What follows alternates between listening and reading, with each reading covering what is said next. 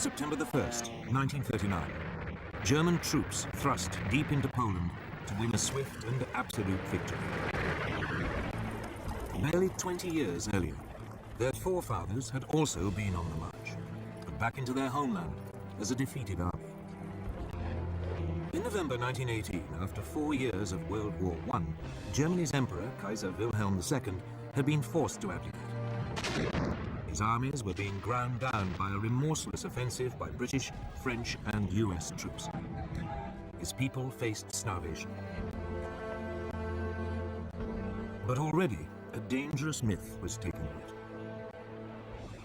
The German generals and troops claimed that they hadn't been defeated in battle, but betrayed by their own cowardly politicians.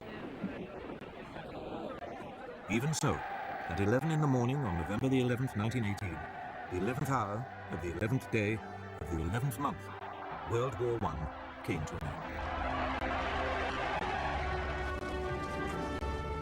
The following month, President Woodrow Wilson of the United States arrived in Europe, promising to create a new world order. He persuaded the world's leaders to sign up to a new League of Nations. At the Treaty of Versailles, they agreed that from now on, disputes between countries would be resolved not by fighting, but by debate in the League. The peoples of Europe were set free. Germany's ally, the Austro-Hungarian Empire, was dismembered. Out of it, new nations were created: Austria, Poland, Hungary, Czechoslovakia, Yugoslavia, Latvia, Lithuania, and Estonia. Germany itself was greatly reduced in size. But this process contained a time bomb. Not everyone celebrated the birth of countries like Czechoslovakia. Several of them contained substantial German minorities. One day, the desire to reunite the German peoples would come to haunt Europe. The war-torn German people also had one final indignity inflicted on them. They were forced to pay a massive £6.6 billion in reparations to France and Britain, something they could ill afford. And when he returned to America, Wilson's new world order immediately fell apart. The US Congress decided it could not risk being sucked into another war in Europe. It refused to join his league, and the US withdrew into isolationism. Germany was now a very different nation. It was still Europe's biggest country, but its militaristic monarchy had gone. It had become a democracy. But its government, the so-called Weimar Republic, was soon struck by a series of hammer blows. Street battles erupted between extreme right-wing nationalists and communists trying to start a revolution. Then, in 1923, the country was devastated by hyperinflation, which reached hundreds of % a month. Ordinary people's savings were wiped out. This was fertile ground for a new breed of rabble-rousing right-wing politicians. Among them, Adolf Hitler. Hitler had been born in Austria. He had fought bravely as a soldier in World War I and been awarded the Iron Cross. On returning to Germany, he settled in Munich, and his fiery oratory soon enabled him to seize control of the small National Socialist or Nazi Party. In October 1923, Hitler and his henchmen attempted an armed coup against the Weimar government. It failed, and he was sentenced to 9 months. In prison, he wrote a book, Mein Kampf, My Struggle, in which he blamed Germany's ills on the Jews and demanded that it rebuild its strength and seek new territories in the East. On his release, he set about building the Nazis into a proper, disciplined political party. From now on, he would use the democratic system to achieve power. But for the next 5 years, Weimar Germany prospered. Support for extremist parties, left and right, dwindled. Then suddenly, Hitler's opportunity arrived.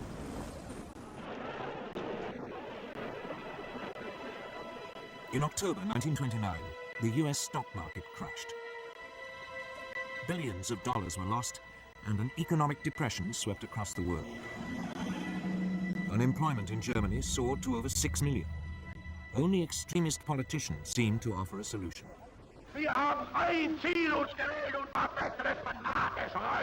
Politicians like Hitler. By 1931, his Nazis were a true mass movement. And they had their own brown-shirted thugs, the SA stormtroops, who numbered almost 3 million. In the 1932 elections, the Nazis became the largest party in Germany's parliament, the Reichstag. But Hitler refused to join a coalition, leaving parliament paralyzed. To break the impasse, President Hindenburg made him chancellor in January 1933, head of the government. Within a month, the Reichstag burned down. Hitler accused the communists and demanded emergency powers. He then used them to ban all other political parties. In August 1934, President Hindenburg died. Hitler declared himself president. He was now absolute leader, the Führer of Germany.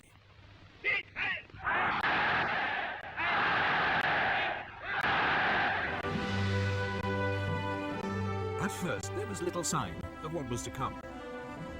For the next 3 years, the Führer concentrated on rebuilding Germany's economy. He spent millions on public works, including the 5,000-mile Autobahn system, to soak up the unemployed. But in secret, Hitler was also spending lavishly on a huge rearmament program.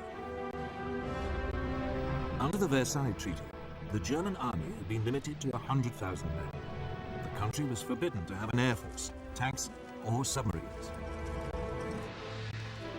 This small army was trebled in size. Then, in 1935, Hitler came out into the open. He unveiled a brand new air force, the Luftwaffe. It had 2,500 planes, far more than Britain or France. Unemployment plunged, and the Nazis became enormously popular. Now emboldened, the Führer made his first expansionist move. In 1935, he reoccupied the Saarland district on the French border, after it voted to return from League of Nations to German rule. A year later, he sent German troops into the Rhineland, part of Germany which had been demilitarized at Versailles. At the time, many felt that Hitler was only claiming back what was rightfully Germany's. Neither Britain nor France objected. When Berlin hosted the 1936 Olympic Games, the Nazis were seen by many as firm but fair, a government which was restoring the nation's pride and which didn't threaten anyone. Of course, there were signs. The 1935 Nuremberg laws forbade Jews to marry true Aryan Germans and deprived them of their citizenship. But when the first threats came to world peace, they didn't come from Hitler at all, but from somewhere else entirely.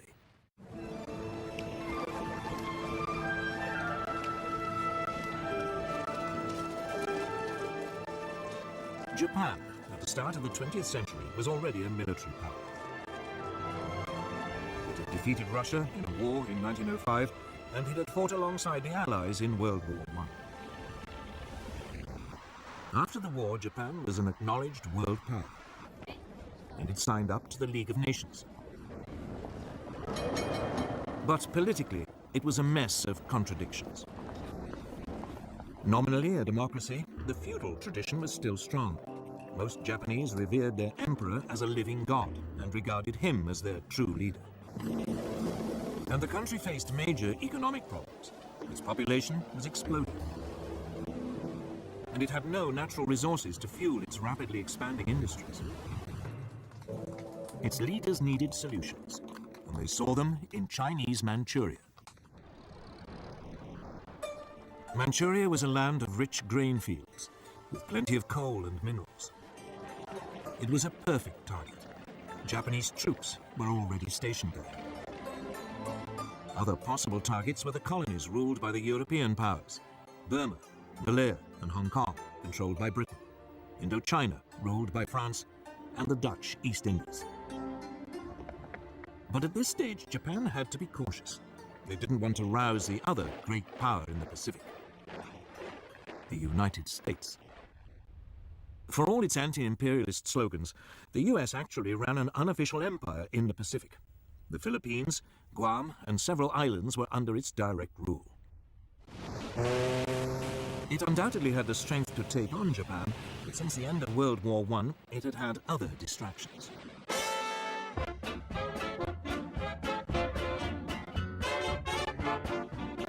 This was America's Jazz Age.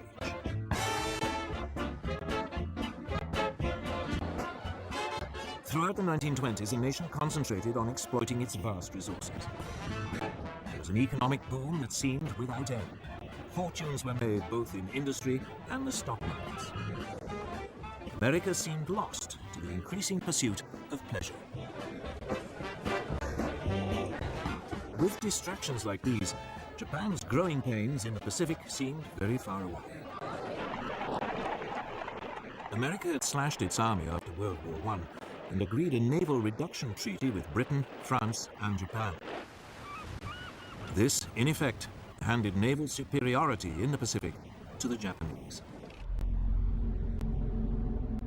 And then came the Great Depression.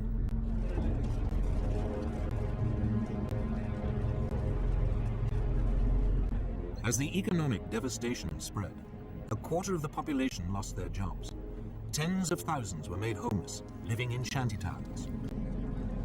Whereas before it had been distracted by pleasure, now America was distracted by pain. It was time for Japan to make her move.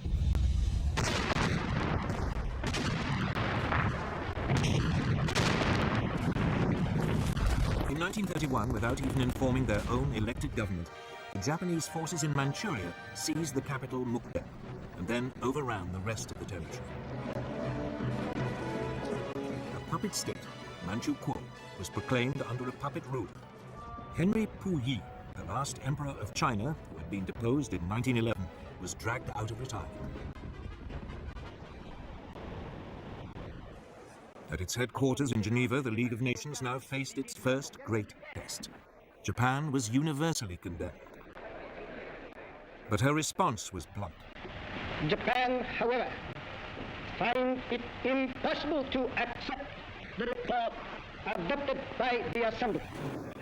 The Japanese then just walked out, and the League suddenly realized there was nothing it could do about Manchuria.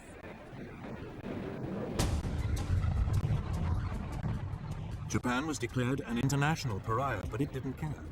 Its leaders had turned their eyes to further conquests in China. These were easy pickings. China was in a state of chaos. The government of Generalissimo Chiang Kai-shek was locked in conflict with the Chinese Communist Party under Mao Zedong. There was civil war.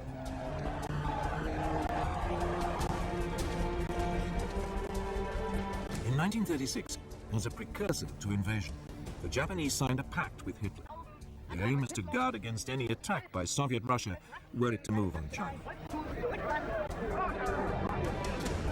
Then in July 1937, the Japanese provoked an incident with Chinese troops and invaded.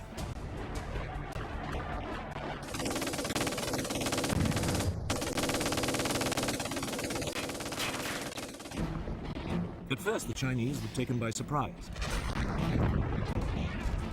But they soon fought back fiercely, the Communists even joining the Kuomintang in a united front.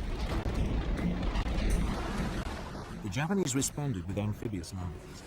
By the end of 1937, they had overrun much of northern China and the coast.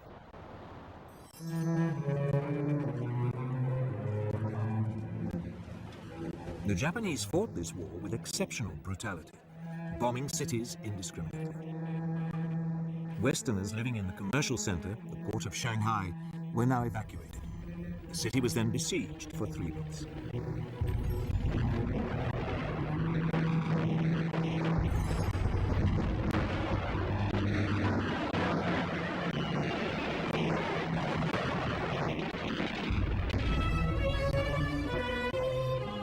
It suffered widespread damage, the Japanese forces showing no pity or concern for the native population.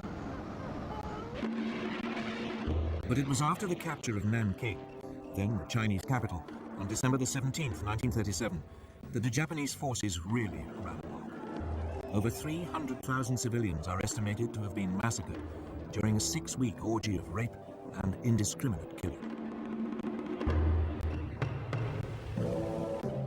The Japanese even attacked British and US warships which had been sent to protect their shipping and trade. The worst incident came on December the 12th, 1937. The American gunboat Panay was sunk by Japanese bombers. 50 crewmen died. Despite this, the Western powers refused to intervene. So the League of Nations could do nothing. In the United States, President Roosevelt wanted to impose a naval blockade of Japan. It has become clear that acts and policies of nations in other parts of the world have far-reaching effects on us. But the British would have none of it, fearing that it might provoke a war. So all Roosevelt could offer was a $25 million loan to Chiang Kai-shek to buy arms. Even though the communists were now fighting alongside the Kuomintang, the Soviet Union did little to help either. Its only involvement was a series of clashes along its own border with Manchuria. But China itself received nothing. Instead, it had to fight on alone. During 1938, the Japanese overran Canton and pushed the Chinese forces deeper into the west of the country. All the rhetoric of the League of Nations, all those promises to stop international aggression had come to nothing. And by now, the Western powers were facing aggression much closer to home. Deve cristallizzare una posizione di potente ingiustizia. Sangue i principi che sorgono e che nascono e i principi che declinano, la vittoria è per noi, per i primi. Today, it is easy to laugh at Benito Mussolini, the fascist dictator of Italy. All that posturing seems faintly ridiculous now, but it didn't seem that way in 1922. Back then, Italy had seemed to be on the edge of anarchy. The country was riven by strikes and land seizures. The democratic government, just as in Germany, seemed powerless in the face of such unrest. So Benito Mussolini, a war veteran and a journalist, decided to take a stand. He organized a right-wing nationalist party, the Fascists. With the country paralyzed by a general strike in August 1922, Mussolini ordered his followers to march on Rome. Fearing a civil war, Italy's king, Victor Emmanuel, asked him to form a government. Si realizzassero le premesse necessarie e sufficienti per una collaborazione delle quattro grandi potenze occidentali, Mussolini swiftly stamped out any political opposition and assumed dictatorial powers. deve cristallizzare una posizione di potente ingiustizia. By 1928, his position seemed secure. Parliament was appointed rather than elected, and all power was firmly in the hands of the fascist Grand Council. Like Hitler, Mussolini's first acts made him immensely popular. Massive programs of public works provided employment and transformed Italy's infrastructure. Corruption was rooted out, and the mafia more or less eliminated. Italy's armed forces were built up, including an advanced modern air force. In the Mediterranean, Mussolini launched a powerful navy, bigger than the combined might of the British and French Mediterranean fleets. When the Great Depression came, Italy seemed to weather it better than most. Mussolini became a source of worldwide inspiration. Political leaders, not least Adolf Hitler in Germany, saw the fascist system as a role model, strong and purposeful, in contrast to the weakness of the democracies in Britain and France. But Mussolini wanted more than adulation. He wanted to recreate the Roman Empire, and he already had a target in mind for his first imperial land grab.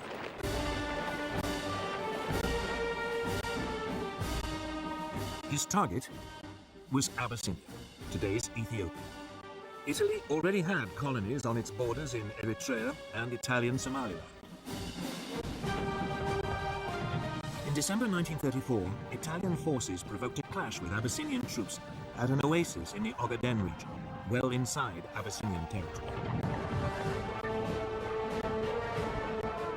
Mussolini then sent reinforcements to Eritrea and Italian Somaliland, demanding that Abyssinia pay reparations.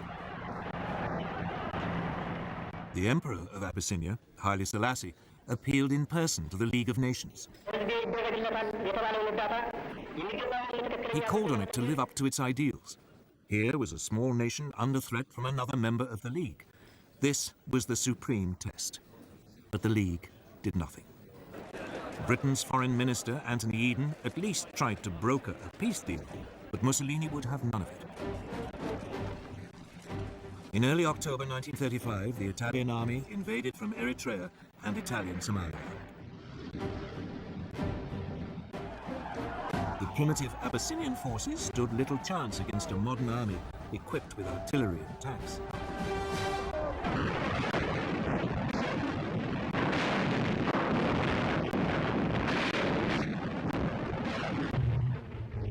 The Italian Air Force had total command of the air and harried the Abyssinians, on occasions dropping gas bombs, even though gas had been outlawed at Versailles as a crime against humanity.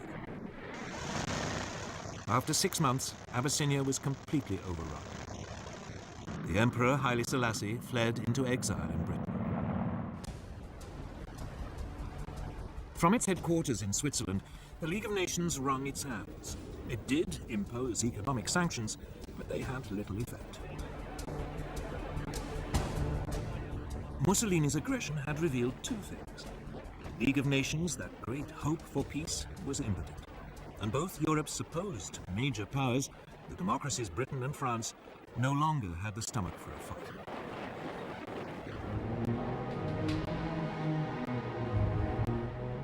Both Britain and France had been shattered by World War I, and their economies had never really recovered. Both had witnessed waves of strikes and unrest. Both had suffered mass unemployment, even before the Great Depression. Both also faced the cost of controlling empires, now swollen by taking on Germany's former colonies and the Middle Eastern territories once run by the Turkish Ottoman Empire.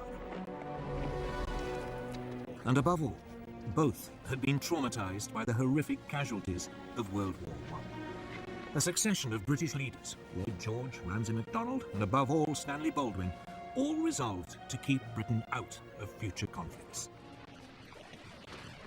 Despite horrific casualties on the Western Front, Britain had ended World War I with a large and very effective conscript army. This was immediately run down to a small professional force designed to police its sprawling empire. And when the Great Depression struck, any ideas of modernizing the army were abandoned. It meant that Britain went into the run-up to war economically and militarily weak. French losses during World War I had been even worse than the British. Ever mistrustful of the Germans, a large conscript army was maintained. But throughout the 1920s, France's birth rate had declined. It became clear that there would be a manpower shortage by the mid to late 1930s. France realized it could never compete with Germany on the size of its army alone.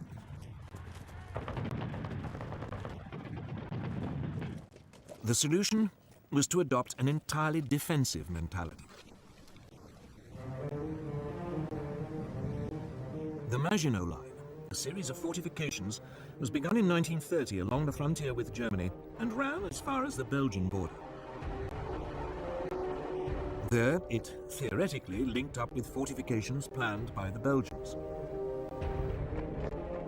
This new French military approach meant that France was only capable of waging a defensive war. It just did not have the ability to launch an attack on Italy, even if the British had had the troops to help. And of course, both countries knew that their navies in the Mediterranean were outnumbered by Mussolini's new fleet. So when Italy conquered Abyssinia, it made sense for both powers to do nothing. It just seemed too remote, too much someone else's problem.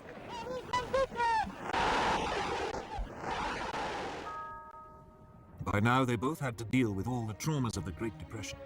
That seemed so much more pressing. And above all, they were now faced with a military threat far closer to home. resurgent and rearming Germany.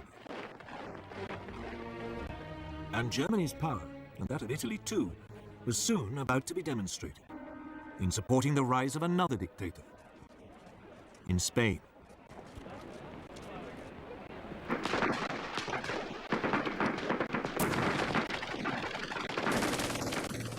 In 1936, civil war erupted in Spain. It was exceptionally vicious, setting family against family, communist against fascist, believers against atheists. In 1931, a left-wing government had come to power determined to get rid of the centuries-old Spanish monarchy. The king was forced into exile and a republic was declared. In February 1936, the parties of the left combined in a popular front to take on the forces of the right in a general election. The Popular Front won narrowly.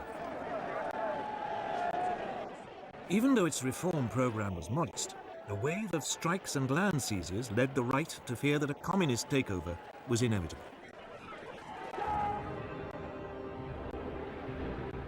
Within the Spanish army, long a bastion of conservative and Catholic thinking, senior officers began to consider the possibility of a coup.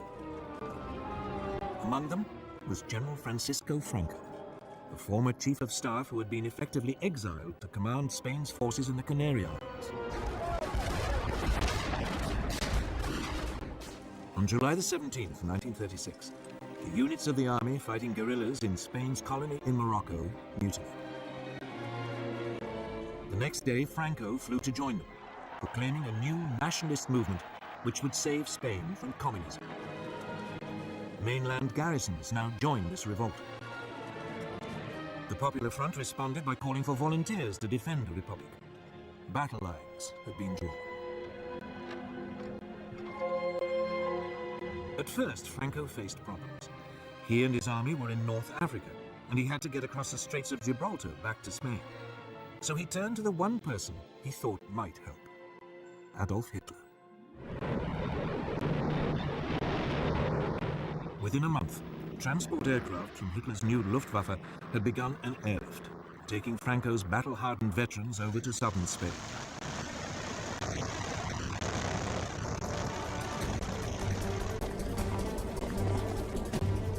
At this stage, the Republic still seemed to have the advantage.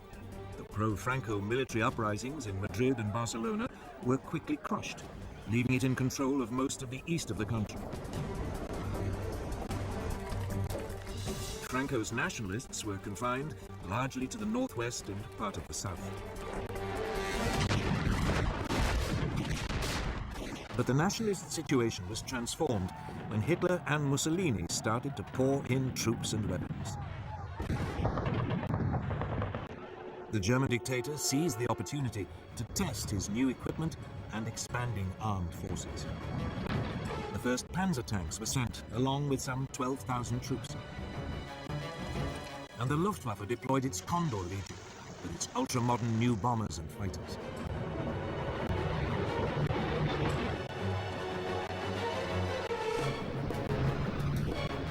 Mussolini sent a so-called volunteer corps of 50,000 men and more than 700 aircraft. In vain did the Republicans appeal to Britain, France, and the Soviet Union for help. But London and Paris were scared of setting off a European war. They declared a policy of non-intervention. Cynically, both Germany and Italy signed up to this. But when it became obvious that they were still sending arms to the nationalists, Joseph Stalin, the Soviet leader, announced that he would help the Republic. Stalin's worry was the rise of fascism in Germany. Hitler had made it abundantly clear that he believed communism to be Nazism's ultimate enemy.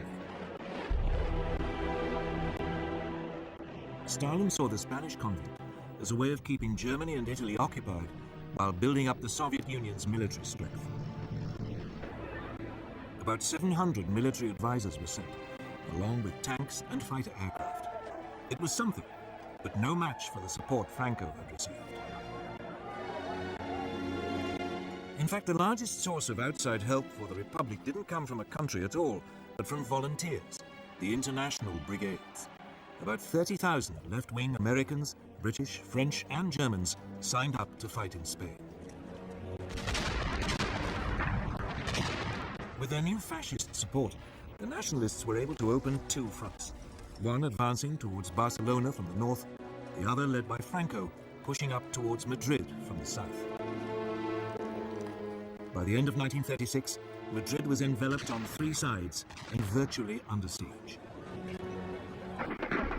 The fighting was intense and often accompanied by appalling atrocities against civilians. The Republicans hunted down and murdered Roman Catholic priests.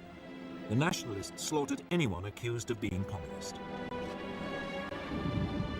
German and Italian air power was used indiscriminately against civilian targets. Madrid was heavily bombed. But the worst incident came in April 1937, when the Basque town of Guernica was virtually obliterated, with 6,000 civilian deaths. The area controlled by the Republic was steadily ground down.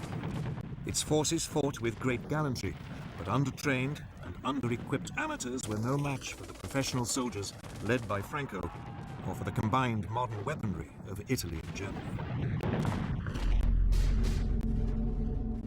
As the war dragged on, the fighting around Madrid became a symbol of the left's determination not to be crushed by a fascist dictatorship. But behind the scenes, the Republican alliance was falling apart.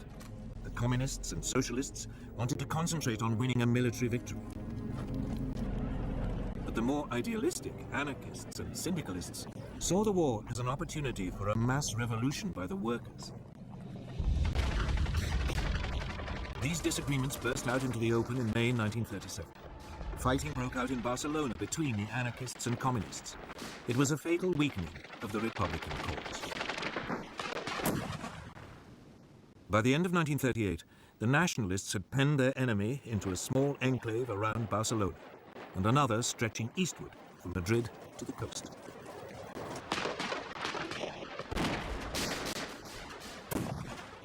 Madrid continued to hold out, but the international brigades were withdrawn.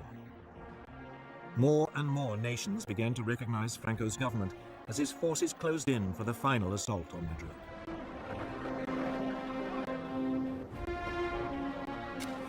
At the end of March 1939, its defenders, exhausted after nearly 3 years of fighting, the capital finally surrendered.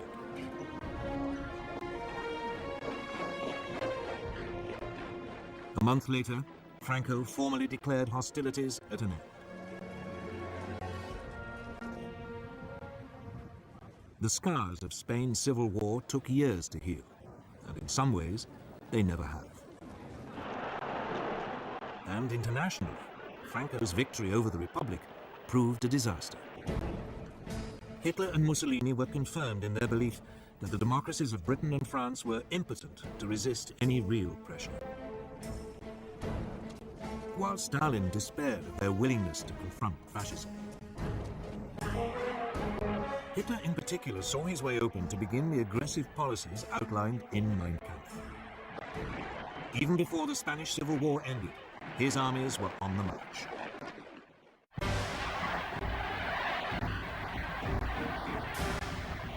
From the moment he became Chancellor of Germany on January 30th, 1933, Hitler had begun to put his long-term ambitions into action. On February the 3rd, he told his top commanders that his ultimate aim was to conquer territory in the east and ruthlessly Germanize it. They were instructed to prepare for a massive expansion. Although Germany had been forbidden tanks, a secret treaty with the Soviet Union in 1923 had allowed the development of tank designs and experimentation with new mobile armored tactics. Energetic young German officers like Heinz Guderian read the theories of British thinkers like Basil Liddell Hart and Colonel John Fuller.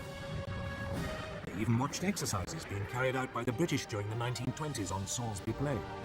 It was from these that they came up with the idea of fast-moving units combining tanks, artillery and infantry that could thrust fast and deep into enemy territory. Hitler adopted their ideas with enthusiasm. The new army was to have 3 panzer divisions. Similarly, the new Air Force, the Luftwaffe, under former World War I fighter ace Hermann Goering, had a framework to build on. Throughout the years in which its Air Force was officially banned, Germany had kept up its design skills by building civilian machines, and gliding and flying clubs provided a reserve of potential air. Hitler revealed the existence of the Luftwaffe in March 1935. He then announced that the army was to be increased to 300,000 men and conscription was reintroduced. Britain and France protested feebly at this flagrant breach of the Versailles Treaty. But soon, they reluctantly and slowly began to rearm.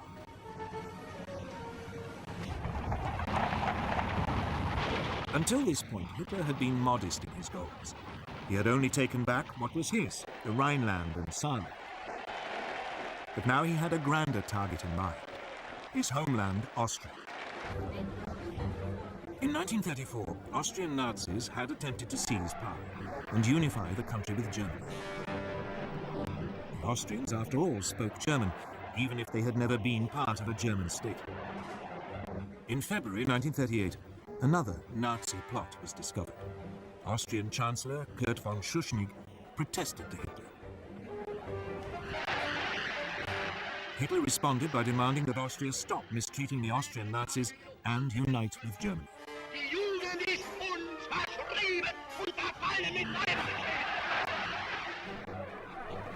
Schuschnigg promptly called a referendum so that the Austrians could vote on whether to remain independent. But on March the 12th, 1938, the eve of the referendum, Hitler, fearing that it might produce the wrong result, sent in his troops. Complete surprise and an enthusiastic welcome by Nazi sympathizers made it a bloodless invasion.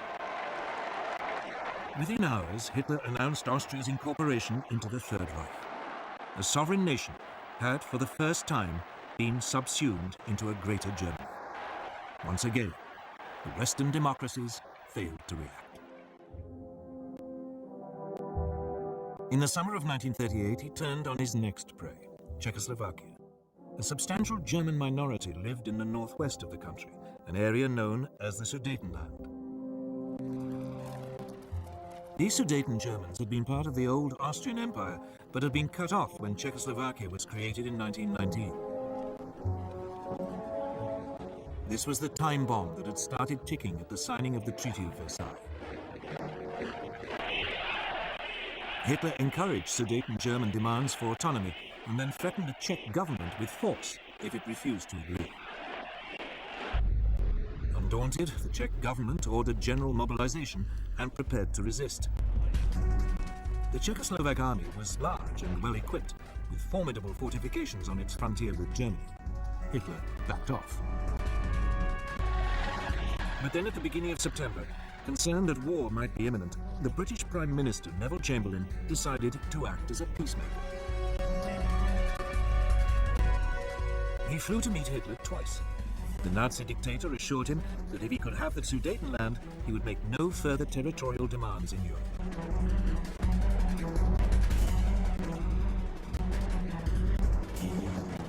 In Munich, on September the 29th, 1938, with Mussolini acting as mediator, France and Britain signed an agreement giving the Sudetenland to Germany in return for a formal declaration by Hitler that he had no more territorial ambitions. Chamberlain flew back to Britain waving the piece of paper, which he claimed guarantees peace in our time. And so, on October the 1st, German troops occupied the Sudetenland and seized the Czech frontier fortifications. Hitler now began sizing up his next target, Poland.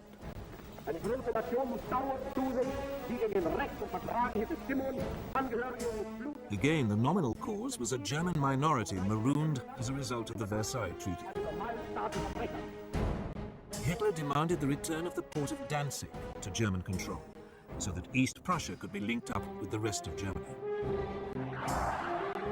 Poles refused, and Hitler hesitated. He was not quite ready for all-out war, and he had unfinished business with Czechoslovakia. In March 1939, the eastern part of the country, Slovakia, which was ethnically different to the Czech lands, appealed to Hitler for help in achieving greater independence. Hitler summoned the Czechoslovak Prime Minister, Emil Hácha, to Berlin and browbeat him into putting his country under German protection. German troops now marched into the rest of Czechoslovakia, unopposed. Most of the country was annexed into the Reich. Slovakia was declared a protectorate. For the first time, Hitler had seized non-German-speaking territory. But again, there was only a feeble protest from Britain and France. At the end of March, he again repeated his demand that Poland give up Danzig. This time, France and Britain declared unequivocally that they would declare war if he attacked Poland. But by now, Hitler cared little whether they did or not. He was sure that they would be weak and indecisive opponents. In Russia, Stalin had also become increasingly concerned by Hitler's aggression. In April, Stalin proposed an alliance with Britain and France. But negotiations made little progress. And finally, Stalin despaired, deciding that there was another solution to the German threat. On August the 23rd, the Soviet Union and the Third Reich, who everyone had believed were sworn enemies, announced a non-aggression pact.